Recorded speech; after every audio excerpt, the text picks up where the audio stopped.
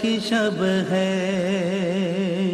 خالق کا ہے فرمان کے معراج کی شب ہے، خالق کا ہے فرمان کے معراج کی شب ہے۔ یہ وہ سیگمنٹ ہے، یہ وہ نشست ہے جو کہ ماہ رمضان میں بھی میرے بہت فیوریٹ سیگمنٹ میں سے اس لیے ہے کہ ہر سیگمنٹ میں ہی انسان جب بھی کوئی بات کر رہا ہوتا ہے تو ہر چیز میں ہی سیکھنے کا پہلو ہوتا ہے، لیکن علماء کی جو نشست ہوتی ہے اس سے زیادہ فائدہ مند نشست کیا ہو سکتی ہے، علماء کی جو صحبت ہوتی ہے اس سے زیادہ اچھی صحبت کیا ہو سکتی ہے۔ تو باقی سیگمنٹس میں تو ون وے اور ادر ہم علماء سے جو کچھ سنتے ہیں اسی کو کسی نہ کسی انداز میں شیئر کر رہے ہوتے ہیں یا بات کر رہے ہوتے ہیں، لیکن اس سیگمنٹ میں چونکہ براہ راست علماء سے سننے کا شرف حاصل ہوتا ہے، اس لیے بہت زیادہ سیکھنے کا بھی موقع ملتا ہے۔ اس سے پہلے اسپانسرڈ اناؤنسمنٹ ایک بار پھر علماء کرام کا تعارف اور ان سے گفتگو کا آغاز کریں گے انشاءاللہ۔ آج کی ٹرانسمیشن میں فوڈ اینڈ بیوریجز کے لیے ہمارے ساتھ تعاون کیا ہے دل پسند نے، پاک کولا نے، اور انشاءاللہ دعا سے پہلے، محفل کے اختتام سے پہلے جو دعا ہوگی اس سے پہلے ہم کچھ قرآن دادی کا بھی سلسلہ ہے، اور 2 بائکس ہیں اولیویا کی جانب سے اور سپر اسٹار کی جانب سے انشاءاللہ۔ میں شکر گزار ہوں ہمارے ساتھ یہاں تشریف فرما ہے جناب مفتی اسماعیل نورانی صاحب، بہت نوازش، بہت شکریہ، بڑے عرصے بعد آپ سے آج ملاقات ہوئی ہے۔ مفتی عامر صاحب بہت بہت شکریہ، آپ گاہے بگاہے رابطہ رہتا ہے آپ سے۔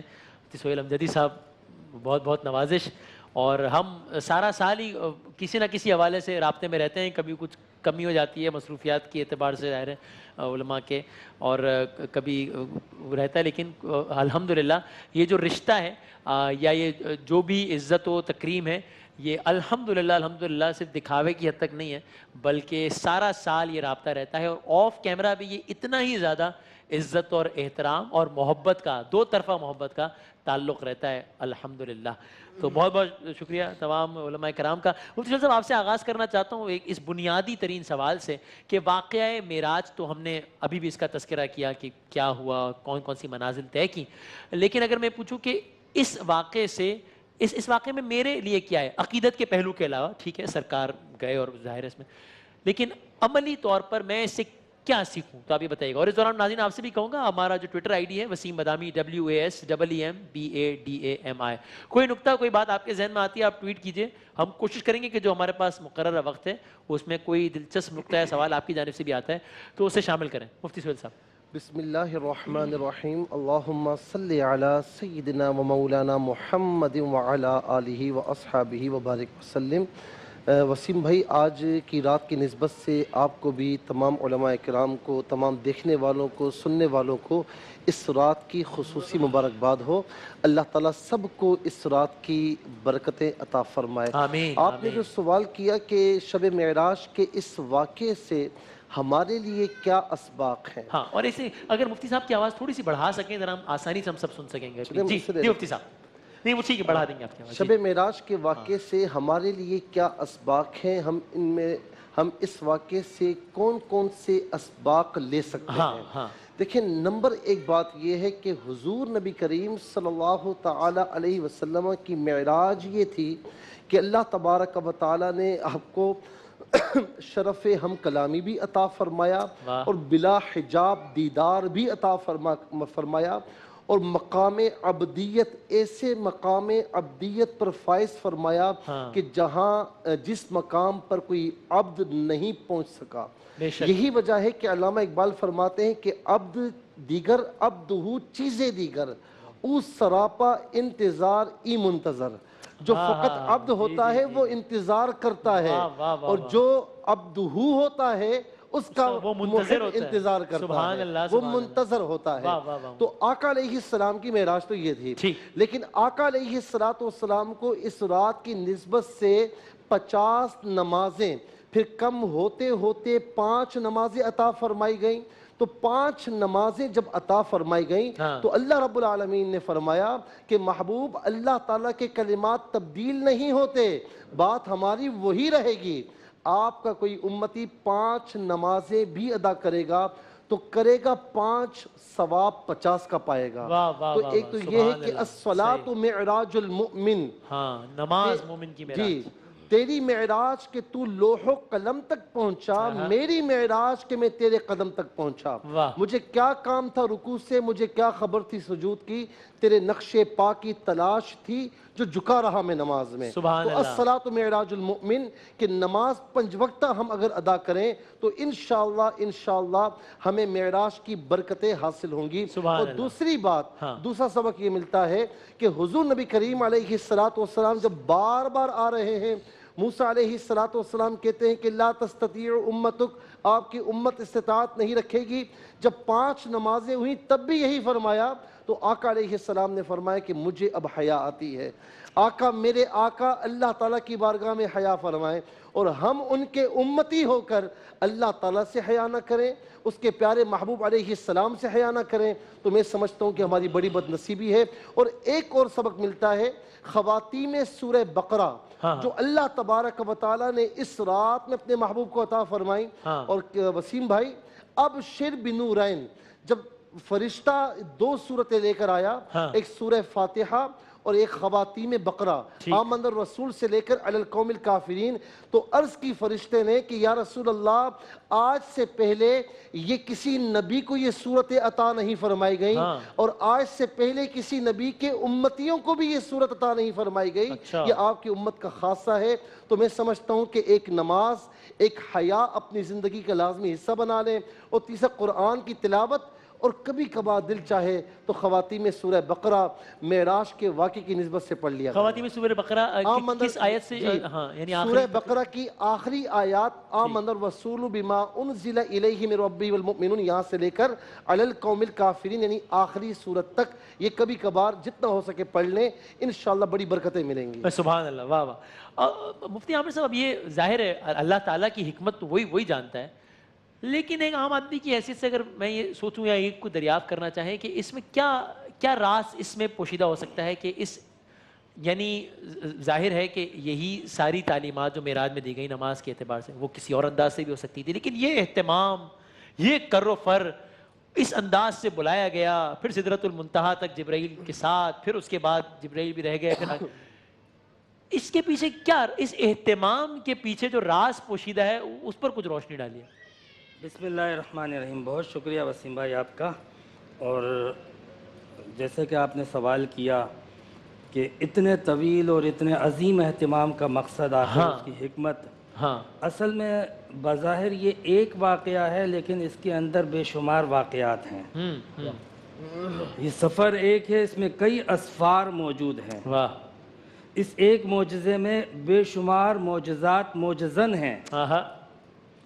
ایک آن کا یہ واقعہ ہے، لیکن کئی آنے اور گھڑیاں اس کے اندر سے سبحان اللہ، سبحان اللہ، واہ واہ۔ تو اس لیے ہم اس کو ایک ہونے کی حیثیت سے دیکھیں گے تو پھر احاطہ جو ہے وہ بآسانی ہو جائے گا، لیکن اس کا حقیقتاً احاطہ ممکن نہیں ہے۔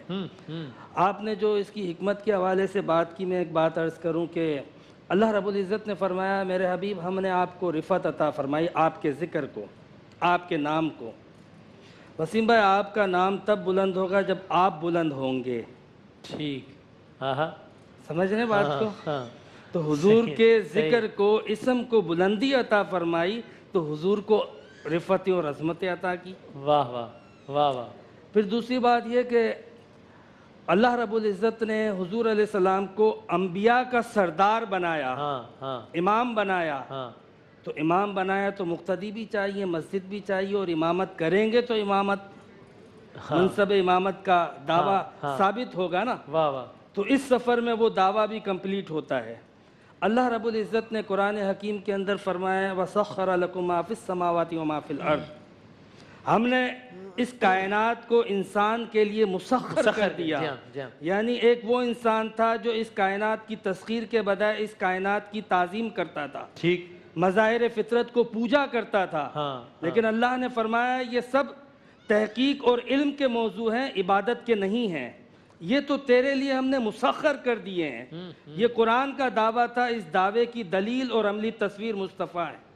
یہ واقعہ معراج ہے کہ جو بتاتا ہے کہ مصطفیٰ نے تسخیر کائنات فرمائی، زمین سے اٹھ کر آسمان پہ فضاؤں میں سفر کرنے کا تصور دیا، یعنی اس قوم کو، اس انسانیت کو ترقی کی راہوں پر روحانی بھی اور مادی ترقی کی راہوں پر بھی گامزن اس واقعے نے کیا۔ اس سے پہلے یہ تصورات موجود نہ تھے انسانیت کے اندر۔ یہ سارے پیغامات، حکمتیں آپ کو اس کے اندر تسلسل کے ساتھ نظر آتی رہیں گی۔ اچھا، یہ پیغامات کا بھی تذکرہ ہو گیا اور واقعات کا بھی، اب یہ اور معجزات کا بھی، سب کچھ جس طرح انہوں نے کہا مفتی عامر صاحب نے، ایک واقعے کے اندر کئی معجزات موجزن ہیں۔ تو مفتی صاحب اسماعیل نورانی صاحب ذرا اس واقعے سے متعلق بتائیے گا کہ جب آقا صلی اللہ علیہ وآلہ وسلم جا رہے تھے اور ہم نے یہ سنا ہے کہ کچھ لوگوں کو یا کچھ کسی مخلوق کو دیکھا کہ وہ جنت میں ہے اور کچھ جہنم میں ہے، اور پھر دریافت کیا، اس پہ ذرا روشنی ڈالیے گا کہ وہ کیا معاملہ تھا۔ اور ایک سوال اس میں بھی ضمناً کہ جنت اور جہنم یہ تو ظاہر ہے ابھی قیامت کے بعد ابدی ٹھکانہ ہونا ہے، تو وہاں کیسے پھر جنت اور جہنم تھی، وہ کیا معاملہ تھا؟ بسم اللہ الرحمن الرحیم، اللہم صلی علی سیدنا مولانا محمد مبارک وسلم۔ دیکھیں، اصل میں بات یہ ہے کہ یہ چونکہ سفر معراج آقا دو جہاں صلی اللہ علیہ وسلم کی جو نبوت عامہ ہے اور قیامت تک رہنے والا ایک سلسلہ نبوت ہے آپ کا، اور آپ کے بعد کوئی نبی نہیں آنے والا، تو آگے تک کی آنے والی تمام انسانیت کے لیے اس واقعہ معراج کو ایک پورا آفاقی اور عالمگیر ایک میسیج بنانا تھا، ایک پیغام بنانا تھا۔ اللہ رب العزت نے وہ بعد میں پیش آنے والے واقعات کو بھی ایک تمثیلی انداز میں، ایک مثالی شکل کے اندر ان مناظر کو بھی اللہ رب العزت نے آقا دو جہاں صلی اللہ علیہ وسلم کو دکھایا اور آپ کے سامنے ظاہر فرمایا۔ اسی لیے علماء جب ان واقعات کو کتابوں میں بیان کرتے ہیں تو اس کو مکاشفات معراج کہتے ہیں، یعنی معراج کے مکاشفات ہیں، پردہ اٹھایا گیا ہے، عذاب کی ایک مثال سے پردہ اٹھا کر دکھایا گیا ہے کہ اسی طرح سے عذاب دیا جائے گا۔ مکاشفات سے یعنی مشاہدات، اچھا اوکے جی مشاہدات ہیں، مکاشفات ہیں، ایک کشف کیا گیا ہے، تمثیلی مناظر ہیں یہ، فور ایگزامپل ہے یہ، اور یہ ایک وہ انداز اپنایا گیا۔ چنانچہ راوی اور روایات کرنے والے کئی اصحاب کرام بیان کرتے ہیں کہ جب آقا دو جہاں صلی اللہ علیہ وسلم اس معراج کے سفر پر تشریف لے گئے تو ایک روایت کے مطابق کہ ابھی بیت المقدس تک پہنچے نہیں تھے کہ اسی درمیان میں کہ جب براق پر آپ سوار ہوئے ہیں اور بیت الحرام سے جب آپ آگے نکلے ہیں تو اس کے بعد سے ہی مختلف زمینوں سے آپ کو گزارا گیا ہے۔ چنانچہ آج جہاں مدینہ منورہ قائم ہے اس بستی پر بھی آپ تشریف لائے ہیں، اور جبریل امین نے جب کہا کہ آپ یہاں اتر کر 2 رکعت نماز ادا کریں، پوچھا گیا کون سی زمین ہے، تو عرض کیا کہ یہ آپ کا مقام ہجرت ہے، یہاں پر آپ ہجرت فرمائیں گے۔ اسی طرح سے حضرت سیدنا عیسیٰ علیہ السلام کی جہاں ولادت ہوئی ہے، جس بستی پر، جس جگہ پر حضور علیہ السلام وہاں سے بھی گزرے ہیں، اور بتایا گیا کہ جائے ولادت عیسیٰ علیہ السلام ہے۔ پھر اسی طریقے سے اسی درمیان میں وہ مختلف مناظر عذاب دکھائے گئے کہ جہاں پر اگر خون کا کوئی دریا ہے اور لوگوں کو ڈبویا جا رہا ہے خون کے دریا کے اندر، اور یا پتھروں کو نگل رہے ہیں، اور جب پوچھا جاتا ہے کہ جبرائیل یہ کیا منظر ہے، تو بتایا گیا کہ وہ لوگ ہیں کہ جو سود خور ہیں، اور سود خوروں پر اس طرح کا عذاب مسلط کیا جائے گا۔ پھر اسی دوران دیکھتے ہیں کہ کچھ لوگ ان کا جسم کا گوشت کاٹا جا رہا ہے اور وہی گوشت ان کو کھلایا جا رہا ہے۔ پوچھا جبرائیل یہ کیا منظر ہے، بتایا گیا کہ غیبت کرنے والوں کا منظر ہے، جو لوگ ایک دوسرے کی غیبت کرتے ہیں گویا وہ اپنے مردہ بھائی کا گوشت کھاتے ہیں۔ تو اس طریقے سے گوشت کھانے کے مناظر، کچھ عورتوں کو ان کے بالوں سمیت اور ان کے بدن سمیت لٹکایا ہوا ہے، اس طرح کے کچھ مناظر دکھائے گئے عورتوں کے۔ تو پوچھا گیا یہ کیا منظر ہے، تو بتایا گیا کہ بدکاری کرنے والی عورتیں ہیں، یا بے پردگی، بے حیائی اور بدکاری کی طرف اشارہ کیا گیا۔ الغرض کہ جتنے جرائم ممکنہ طور پر لوگوں میں پائے جاتے ہیں یا معاشرے کے اندر پائے جاتے ہیں یا بعد میں وہ آنے والے جرائم تھے، آقا دو جہاں صلی اللہ علیہ وسلم کو اس سفر معراج میں ان تمام مناظر کی ایک تمثیل دکھائی گئی ہے، تاکہ جب حضور علیہ السلام معراج سے تشریف لائیں اور امت کو جب یہ سارا واقعہ بیان فرمائیں تو امت جہاں اس واقعہ معراج کو سن کر اپنے اندر ایک فرحت و انبساط محسوس کریں، وہیں پر یہ عبرت کا پہلو بھی ان کے سامنے رہے اور اس سے اصلاح معاشرہ کا ایک بہترین اور پورا مکمل نظام۔ دیکھیں اسلام ایک مکمل دین ہے نا، تو مکمل کب ہوگا کہ جب ہم اس معراج کا فرحت و انبساط کا پہلو بھی سامنے رکھیں اور عبرت کا پہلو بھی سامنے رکھیں، تاکہ کمپلیٹ ہمارے سامنے پورا دین واقعہ معراج کی روشنی میں سامنے آ سکے۔ سبحان اللہ، واہ واہ واہ۔ اچھا مفتی سہیل صاحب، بہت سارے لوگ، ابھی میں نے گفتگو کے دوران سوشل میڈیا پر ایک نظر ڈالی ٹویٹر اکاؤنٹ پہ، تو بہت سارے لوگ آج کی شب اور کل کے روز کے حوالے سے جو کرنے والے اعمال ہیں وہ اور اس کا کیا اجر ہے اس بارے میں دریافت کر رہے ہیں۔ دیکھیں، ما ثبت السنہ فی ایام السنہ، شیخ محقق شیخ عبدالحق محدث دہلوی رحمۃ اللہ تعالی علیہ کی کتاب ہے، تو اس میں انہوں نے باقاعدہ ماہ رجب کا جب ذکر کیا، اس میں مہینوں کا ہی ذکر ہے، ان کی خاصیتیں، ان کے فضائل۔ تو پھر اس میں ہونے والے جو اچھے اعمال ہیں، تو خاص طور پر انہوں نے جب ماہ رجب کا ذکر کیا تو انہوں نے اس بات کو لکھا کہ زمانہ قدیم سے عرب میں رجبی مشہور تھی، رجبی جسے کہتے ہیں. تو اس رات، یہ رات کون سی ہے؟ تو فرمایا کہ 27ویں شب میں عرب میں قدیم دور سے، یعنی شروع سے ہی وہ اس رات میں کچھ نہ کچھ اچھے اعمال کیا کرتے تھے. اچھا، بعض روایات میں ہمیں یہ بھی ملتا ہے کہ روزے رکھنے کا حکم ہے کہ روزہ رکھا تو اتنا ثواب ہے. تو ویسے بھی رجب اللہ کا مہینہ ہے، تو اس مہینے کی نسبت میں آپ کسی دن بھی روزہ رکھیں. خاص طور پر اگر حضور نبی کریم صلی اللہ علیہ وسلم کی نسبت سے، شب معراج کی نسبت سے شکر ادا کرتے ہوئے کہ ہمارے مصطفیٰ کو آج کی شب معراج ہوئی، اللہ رب العالمین سے کلام بھی فرمایا، بلا حجاب دیدار بھی کیا، سارے مشاہدات یعنی ہوئے آپ کو، تو اس نسبت سے اللہ کی بارگاہ میں شکرانے کی نیت سے اگر نوافل پڑھیں بہت اچھی بات ہے. اسی طریقے سے آنے والے دن میں روزہ رکھیں تو انشاءاللہ اچھی نیت ہوگی تو اللہ تبارک و تعالی ثواب بھی عطا فرمائے گا.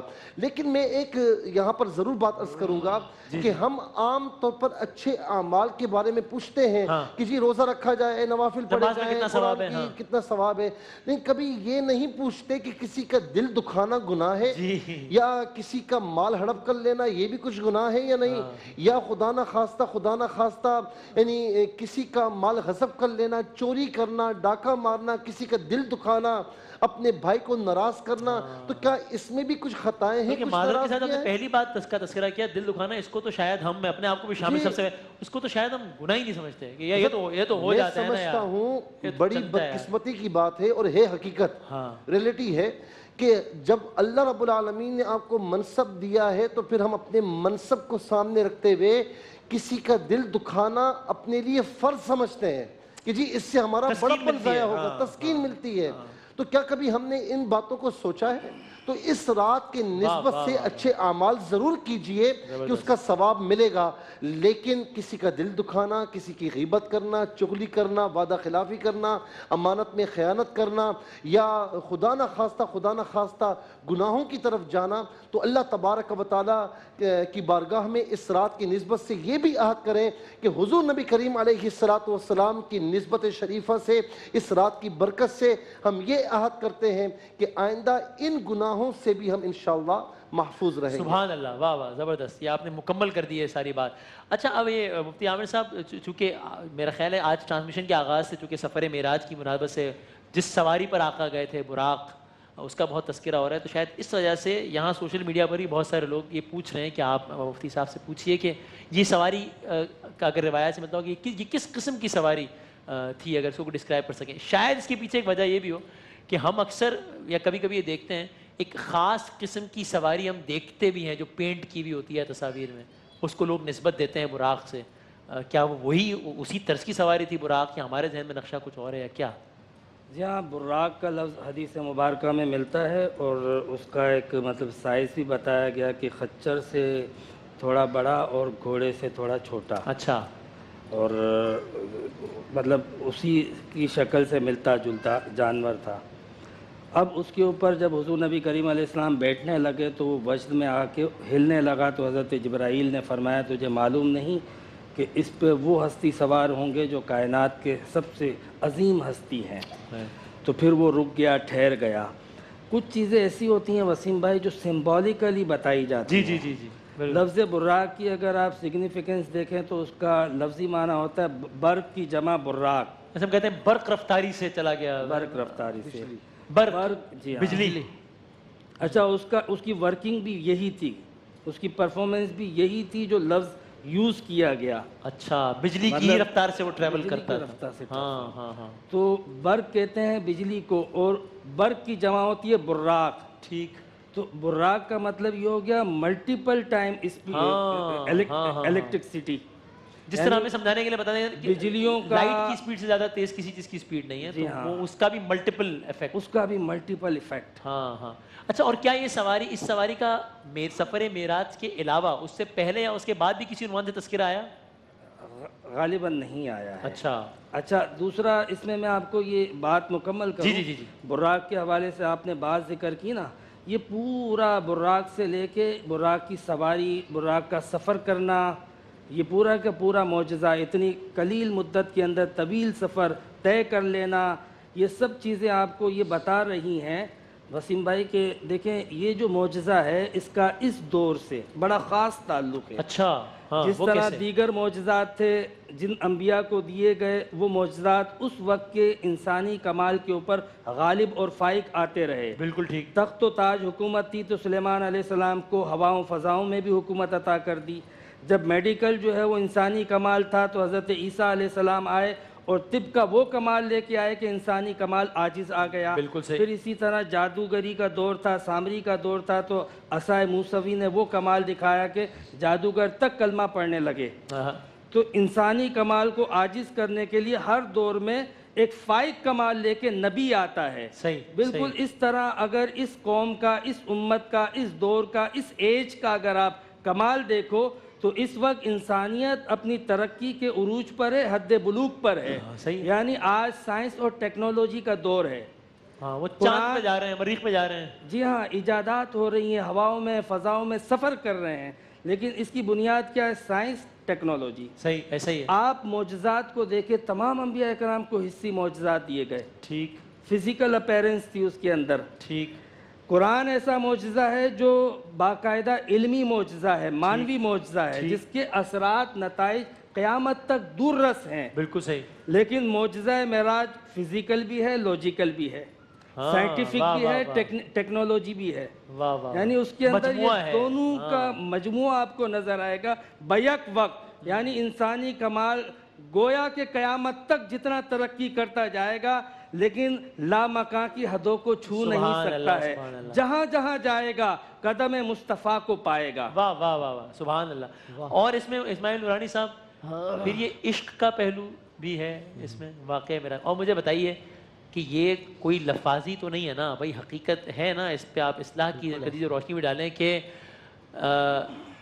موسیٰ علیہ السلام کو جب کوہ طور پر جانا ہوتا تھا تو نالین اتارتے تھے، لیکن سرکار کہاں تک چلے گئے؟ کہیں تذکرہ تو نہیں ہے نا کہ نالین اتارنے کا حکم آیا ہو؟ ذکر اس بات کا ذکر تو نہیں ہے کم سے کم۔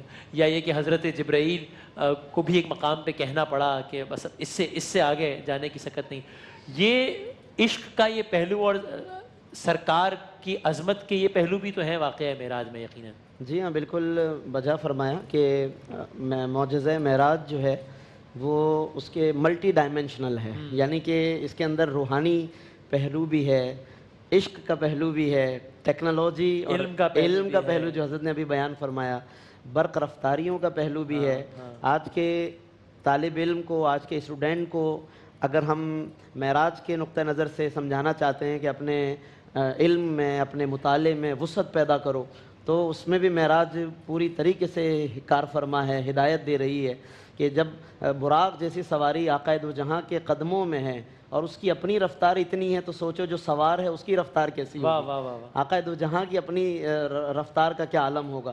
تو یہ تمام چیزیں بھی سکھا رہی ہیں۔ تو اسی طریقے سے اس تمام جہتوں کے ساتھ ساتھ اس کے اندر بلا شبہ عشق اور محبت کا اور وارفتگی کا پہلو بھی اپنے عروج پر ہے۔ اور جو شاعر نے کہا نا کہ موسیٰ ز ہوش رفت بیک پر طوِ صفات، یعنی کہ حضرت موسیٰ علیہ السلام جو ہیں وہ ایک صفات کی تجلی سے بے ہوش ہو گئے۔ اللہ رب العزت نے پہاڑ پہ ایک تجلی فرمائی تھی۔ حضرت موسیٰ دعا کرتے تھے، ربی ارینی انظر الیک، اے رب مجھے اپنا دیدار عطا فرما کہ میں تیرا دیدار کر لوں۔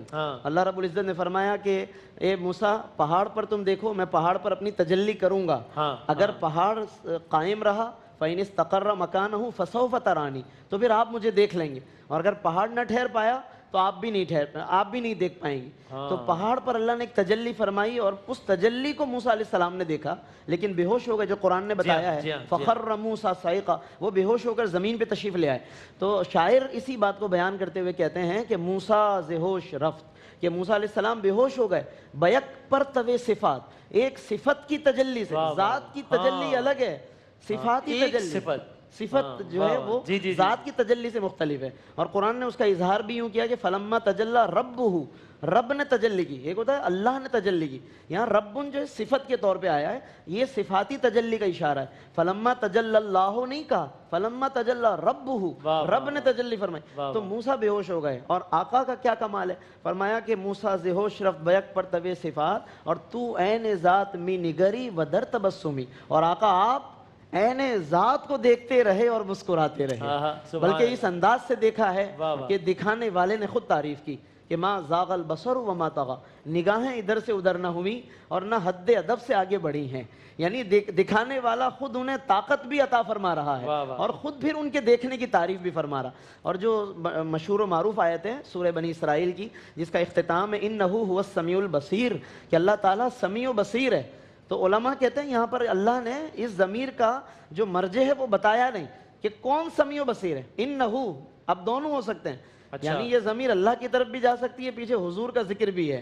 تو کہتے ہیں کہ دونوں مراد ہیں، اللہ بھی سمیع و بصیر ہے شب معراج میں، اور آقائے دو عالم بھی سمیع و بصیر ہے، سننے والے دیکھنے والے. اور اس رات یہی منظر تھا، اللہ ان کا سمیع اور حضور اللہ کے سمیع ہیں. اللہ نے جو کچھ کہا نبی نے سنا، نبی نے جو کچھ معروضات پیش کی اللہ نے سنی، اور دونوں ایک دوسرے کو دیکھ رہے ہیں تو دونوں بصیر بھی ہیں. اور آخری بات یہ کہ ہم جو نماز میں التحیات پڑھتے ہیں، التحیات للہ، علماء نے فرمایا کہ یہ بھی معراج کی یادگار ہے، کیونکہ یہ وہ جملے ہیں جو حضور نے بطور عقیدت کے اللہ کی بارگاہ میں کہے، التحیات للہ والصلوات والطیبات، کہ ساری عبادتیں تیرے لیے. جواباً اللہ نے فرمایا السلام علیکہ ایہا النبی ورحمۃ اللہ وبرکاتہ، اے نبی آپ پر سلام. تو نبی نے پھر امت کو یاد کیا، السلام علینا، ہم سب پر سلام، وعلی عباد اللہ الصالحین. تو نبی نے امت کو کہاں کہاں یاد رکھا ہے. آج امت اگر یاد نہ رکھے اور نبی کو بھول جائے تو یہ اس امت کی طرف سے شدید میں کہتا ہوں کہ ناانصافی ہے اور نبی کی حق تلفی ہے، کہ جس کا ہمیں معراج کے اس موقع پہ خیال بھی کرنا ہے اور عہد بھی کرنا چاہیے آقائے دو عالم صلی اللہ علیہ وسلم. واہ واہ واہ، شب معراج شب عہد بھی ہو جائے تو کیا ہی بات ہے. واہ بالکل. اور مفتی صاحب شاید آپ نے جی میں اسی میں ظاہر ہے کہ دونوں نے بڑی پیاری گفتگو فرمائی. میں کہتا ہوں کہ قیامت تک، یعنی آج بھی ہم کتنی سواریاں دیکھتے ہیں، سائنس کوئی ایسی سواری تو لے آئے کہ جو رات کے اتنے قلیل حصے میں سالہ سال کا سفر طے کر کے واپس بھی آ جائے، کوئی ایسی آ جائے. حدیث پاک میں باقاعدہ الفاظ ہیں کہ جب معراج ہوئی تو آقا علیہ الصلوۃ والسلام نے لوٹے سے، یعنی پانی کے برتن سے پانی بہایا وضو فرمانے کے لیے. جب معراج کر کے واپس آ گئے تو لم یتمم ماء ابریقہ، ابھی وہ پانی زمین پر نہیں پہنچا تھا کہ آقا علیہ الصلوۃ والسلام واپس آ گئے. تو میں یہ کہنا چاہوں گا کہ پھیلائے ہوئے گوشائے دامان تجسس سائنس محمد کا پتہ پوچھ رہی ہے. تا قیامت آقا علیہ الصلوۃ والسلام کی گرد راہ کو بھی نہیں پا سکتے. اسی طریقے سے جو بات ہوئی انہ هو السمیع البصیر، یہ وہ محبت کے مقامات ہیں جو اللہ تبارک و تعالیٰ نے اپنے محبوب کو عطا فرمائے. اب دیکھیں یہاں پر جو عبد ہی فرمایا، میں انتہائی اختصار کے ساتھ عرض کروں گا. عبد کہتے ہیں بندے کو، اور فقہ میں عبد کی 3 قسمیں ہیں. ایک عبد رقیق، یعنی جو اپنے آقا کا غلام ہو، مانتا بھی ہو، کبھی فرما برداری بھی کرتا ہو، کبھی نافرمانی بھی کرتا ہو، لوٹ بھی آتا ہو، اپنے آقا کو اپنا آقا مانتا ہو. جیسے مسلمان ہیں، اس کے ماننے والے ہیں، کبھی شیطان کی باتوں میں بھیگ جاتے ہیں پھر واپس آ جاتے ہیں. ہم عبد رقیق کے زمرے میں ہیں. ایک ہوتا ہے عبد عابق، یعنی بھاگا ہوا، جیسے غیر مسلم ہے، مانتے ہی نہیں ہیں. ایک ہوتا ہے عبد معزون، جس کو اجازت مل جائے، مارکیٹ میں اونر ہاتھ پکڑ کے لے آئے کہ اس کا کہنا میرا کہنا، اس کی رضامندی میری رضامندی، اور اس کی ناراضگی میری ناراضگی. جس نے اس کے ساتھ لین دین کیا اس نے اس کے ساتھ نہیں کیا، میرے ساتھ کیا. تو بلا تشبیہ میں یہاں پر عرض کروں گا کہ آقا علیہ الصلوۃ والسلام یہاں پر مقام عبدیت یعنی عبد معزون کے مقام پر فائز ہے کہ اللہ رب العالمین نے فرمایا وما ينطق عن الهوى ان هو الا وحی یوحى وما رمیت اذ رمیت ولكن اللہ رمى ید اللہ فوق ایدیہم. بیعت میں ہاتھ میرے مصطفیٰ کا ہے. رب تعالیٰ فرماتا ہے کہ محبوب یہ میرا ہاتھ ہے. تو آپ دیکھیں ان الذین یبایعونک انما یبایعون اللہ، کہ بے شک جو لوگ آپ سے بیعت کرتے ہیں وہ آپ سے نہیں مجھ سے بیعت کرتے ہیں. من یطع الرسول فقد اطاع اللہ، جس نے رسول کی اطاعت کی، ان کی نہیں میری اطاعت کی. تو یہ عبد معزون ہے، یعنی مقام عبدیت ہے جو آقا علیہ السلام کے علاوہ کسی اور کو حاصل نہیں. اور اس میں ایک بات یہ عرض کروں گا کہ جب براق پر سواری ہوئی، اس کے علاوہ کئی مقامات ایسے آتے ہیں کہ جب آقا علیہ السلام نے اپنی امت کو باقاعدہ یاد فرمایا اور رو پڑے. اللہ رب العالمین نے جبرائیل سے پوچھا کہ پوچھو کیا بات ہے، یہاں تک کہ جب براق پر سوار ہیں تو آقا علیہ السلام نے فرمایا کہ میں آج براق پر سوار ہوں، میری امت کا کیا ہوگا روز قیامت. تو پھر مجدہ عطا فرمایا گیا کہ یوم نحشر المتقین الی الرحمن وفدا. آپ فکر نہ کریں، آپ کی جو امت کے اچھے لوگ ہوں گے اللہ تبارک و تعالی روز قیامت اس حال میں اٹھائے گا کہ وہ بھی سواریوں پر سوار ہوں گے. تو وہ اتنے مقام محبوبیت پر فائز ہو کر، اتنی اعلیٰ معراج یافتہ ہو کر ہمیں نہیں بھولے. تو یہ ہماری سب سے بڑی بدقسمتی ہوگی کہ ہم ایک رات میں یاد کر لیں، کم ظرفی بھی ہوگی، کم ظرفی بھی ہوگی، کم بختی بھی ہوگی کہ ہم سب کچھ بھول جائیں. اور یہاں پر آخری بات عرض کروں گا جو قبلہ مفتی صاحب نے فرمائی، انہ هو السمیع البصیر. وہ اسے دیکھ رہا تھا، وہ اسے دیکھ رہے تھے، وہ ان کی باتیں سن رہا تھا، محبوب ان کی باتیں سن رہے تھے. کسی شاعر نے بڑا خوب کہا کہ کہا حق نے محبوب کو جلوہ میرا دیکھ لے، وہ مجھے دیکھ لے جو تجھے دیکھ لے، میں تجھے دیکھ لوں تو مجھے دیکھ لے، دیکھنے کا مزہ آج کی رات ہے. واہ واہ واہ، سبحان اللہ. تو میرا اگلا سوال آج کی رات سے ہی یوں متعلق ہے کہ اس کی بات چلیے تو ایک دو جملے میں بھی اگر اجازت دیتا ہوں. ایک تو وسیم بھائی یہ سفر آغاز اور اختتام عشق تھا، درمیان میں باقی سب کچھ تھا. واہ. لیکن اس کی ابتدا اور انتہا تو عشق پر تھی. ٹھیک. انتہا تو دیکھیں سدرۃ المنتہا کے بعد انتہائی تھا معاملہ. سدرۃ المنتہا بیری کا ایک درخت ہے جس پہ پھل بھی لگے ہوئے ہیں، اور اس کو سمبولیکلی کہا جاتا ہے عقل کی انتہا.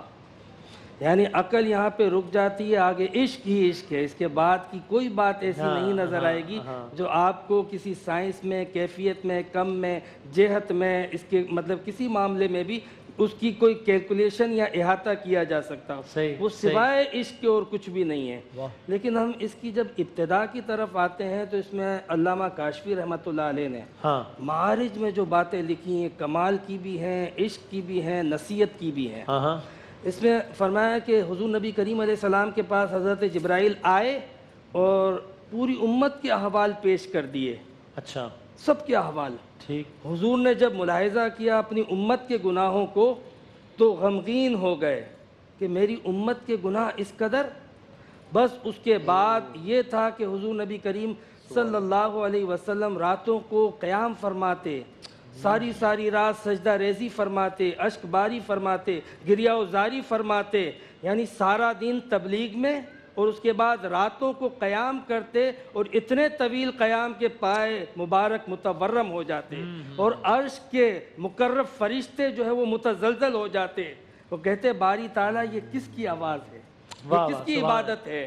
تو اللہ رب العزت نے پھر یہ آیت نازل کی، تاہا ما انزلنا علیک القرآن لتشقی. میرے حبیب اس لیے قرآن نازل نہیں کیا کہ آپ مشقت میں پڑ جائیں. آئیں، آپ نے اپنی امت کے گناہ دیکھے ہیں، اب میری رحمت کو بھی دیکھو. تو حضور کو تسلی دینے کے لیے اپنا دریائے رحمت دکھایا، اپنی نشانیاں بتائیں، اپنی علاماتیں بتائیں، اپنا قرب عطا کیا. اور دو چیزیں مفتی صاحب نے ذکر کی. ایک چیز تھی اللہ رب العزت نے نماز عطا کی، حدیث میں آیا. صحیح. دوسری چیز اللہ رب العزت نے سورہ بقرہ کی آخری آیت، اور تیسری چیز امت کی مغفرت. واہ واہ واہ واہ واہ، یہ عطا فرمائے. واہ واہ. آخری بس بات پر وائنڈ اپ کرنا ہے کہ یہ بہت سارے لوگوں کا یہ سوال آیا کہ بھئی آج کی رات کرنے کا اگر آپ سے ایک عمل پوچھا، اہم ترین عمل یا فعل کیا انجام دینا چاہیے آج کی رات کی مناسبت سے؟ اسماعیل نوناڑی صاحب بتائیے. دیکھیں ابھی ایک درمیان گفتگو میں ایک بہت اچھا لفظ آیا کہ شب معراج کو شب عہد بنا لیں. تو میں سمجھتا ہوں کہ عہد جب آدمی کر لیتا ہے تو اس پر پھر اسے قائم بھی رہنا چاہیے. اور حضور علیہ السلام کی دعا بھی ہے کہ رجب جب آتا تھا، رجب کا مہینہ، تو اللہم بارک لنا فی رجب و شعبان، اے اللہ ہمارے رجب اور شعبان کے مہینے کو بابرکت فرما۔ اب اس برکت سے ظاہر ہے رزق کی برکتیں تو مراد نہیں ہیں، کیونکہ رزق تو پورے سال انسان کی ضرورت ہے، خاص رجب اور شعبان کا ذکر کیا ہے جو کہ رمضان سے پہلے ہے، تو اس سے برکت عمل مراد ہے، قوت عمل، کہ کچھ ایسا کریں نا کہ جو اب تک نہ کیا ہو آپ نے اور محسوس ہو کہ اب ہم رمضان کی طرف بڑھ رہے ہیں، کچھ ایسی ایکٹیویٹی ہو کہ کچھ نہ کچھ ایسا اپنے اندر اب نیا پیدا کریں۔